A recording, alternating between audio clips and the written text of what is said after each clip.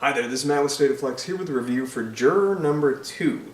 Now, you may have seen my top 10 films of the year list, and we'll see how high this was placed, but I'm going to give you a more thorough breakdown of my thoughts on this film here.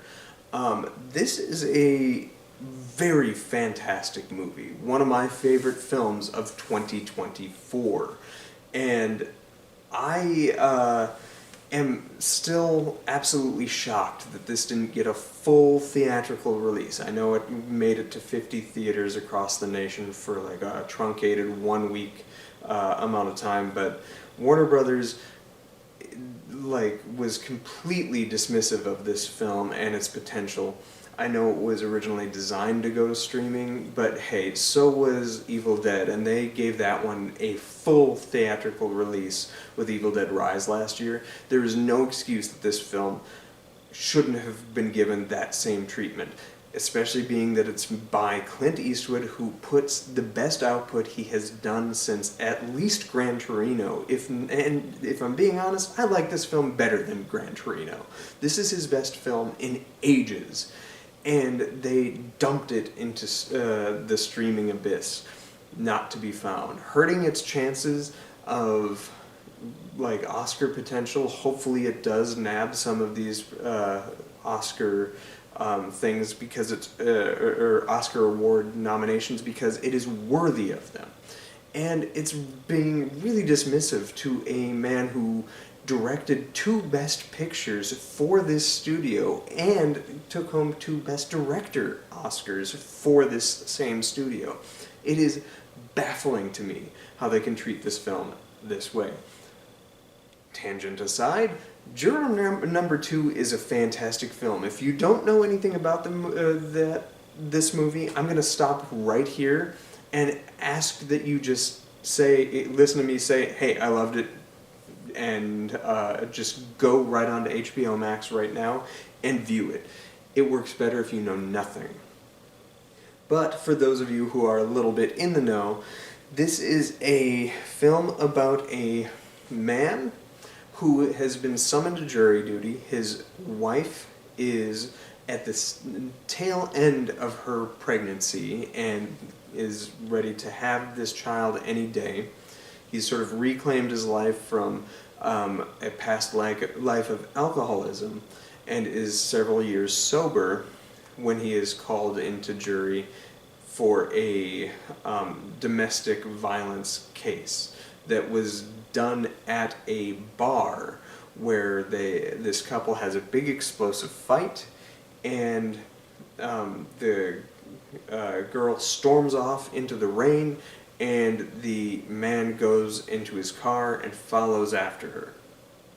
And it's upon hearing all of this that Juror number 2, played by Nicholas Hoult, in an awards-worthy, understated but incredible performance, realizes that this was on the exact same night that he was at that bar. Well, that couple had their big explosive fight, and he was being tempted by alcohol, chose not to drink, and sped off into the night, and was involved in a hit and run. He hit a deer, he got out of the car, he went to look for it and could not find what he had hit, so he drove off, only to discover that it was not a deer, but this girl who is now being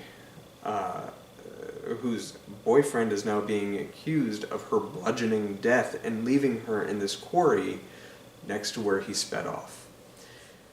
And this discovery that he himself is a member on a jury to sentence this man who he now knows did not do it, has to persuade the other 11 jurors to agree with him without revealing or playing his cards, because nobody will ever, if he comes forward in the courts, nobody's ever going to believe him not having been drunk behind the wheel, having sped off at that bar, a known alcoholic, having just undergone on that same day a very traumatic event, and all eyes were on this couple, nowhere on him. Nobody can vouch that he didn't consume that beverage.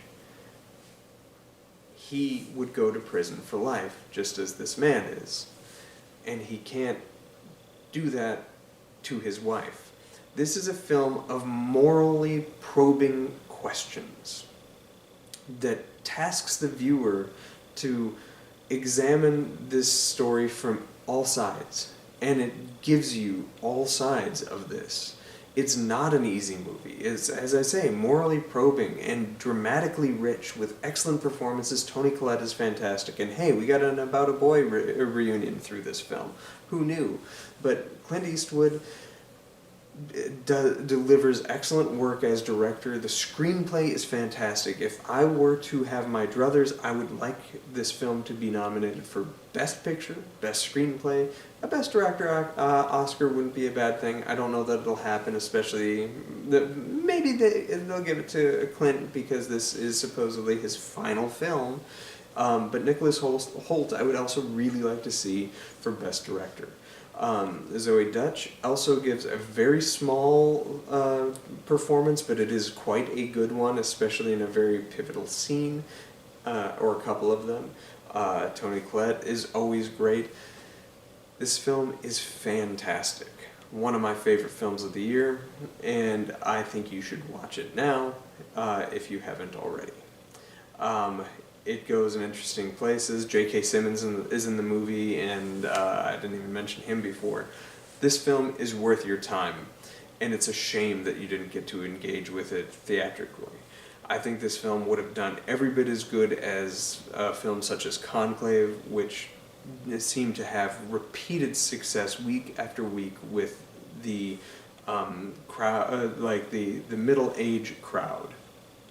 And I think the adult-leaning crowd would have embraced this film because it is a taxing one that provokes thought and conversation and gets you to look at your own kind of morality and how we sort of sometimes set that aside through these sort of little morality plays, if you will.